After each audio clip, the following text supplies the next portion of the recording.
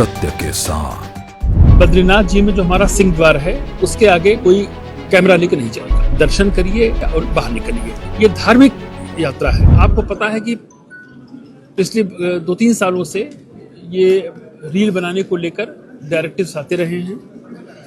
इस बार हम लोगों ने ये फिलहाल निर्णय लिया है कि बद्रीनाथ जी में जो हमारा सिंह द्वार है उसके आगे कोई कैमरा लेकर नहीं जाएगा। उसके लिए एक BKTC एक व्यवस्था क्लॉक रूम की रखेगी, जहां पर अपने कैमरे को आप मोबाइल को डिपॉजिट करिए, दर्शन करिए, अपना वीडियो लीजिए और बाहर निकलिए। सिमिलरली जो केदारनाथ जी में जो चबूतरे वाली एरिया है वहां पर भी कहा गया है कि नहीं, ये धार्मिक यात्रा है, हम दूसरी श्रद्धा से आते हैं। आप उसके बाहर जाइए, आप मंदिर के बैकग्राउंड को लेकर फोटो ले सकते हैं। इसके 2 फायदे होते हैं। एक तो जो अननेसेसरी लोग आ जाते हैं और आधे 1-1 घंटे उसी परिसर में घूमते हैं, तो जो वास्तव में श्रद्धालु होते हैं उनको फिर प्रतीक्षा का सामना करना पड़ता है। तो ये हम लोगों ने एक निर्णय लिया है और हमारा प्रयास होगा कि इसको हम सख्ती से चारधाम यात्रा न केवल हमारे उत्तराखंड राज्य के लिए बल्कि इस पूरे देश के लिए बड़ी ही महत्वपूर्ण धार्मिक यात्रा होती है।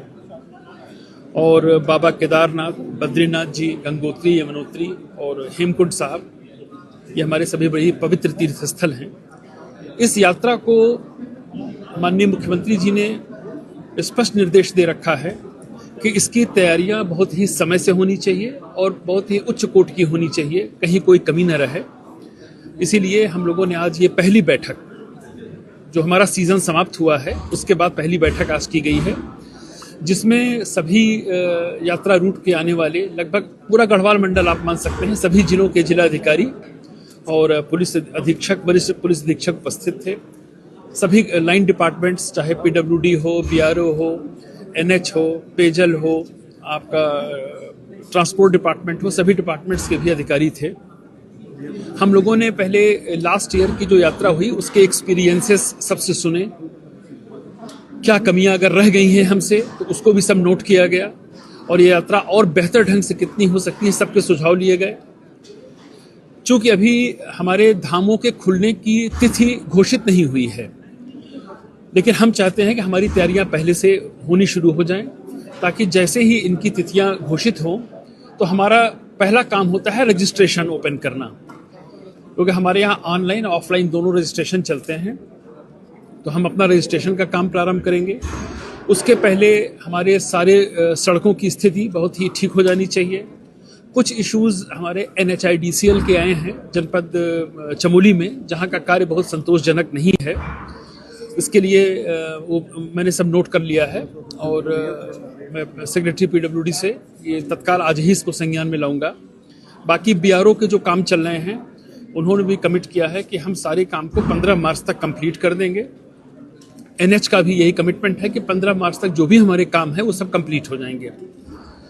पेयजल के लिए जहां तक बात है, पेयजल की लाइनें हमारी जो भी आपदा के समय में टूटी थी वो ऑलरेडी रिस्टोर्ड हैं सब, और सभी DMs ने इस बात को सर्टिफाई किया है कि नहीं, अब पेयजल की ऐसा कोई इशू नहीं है।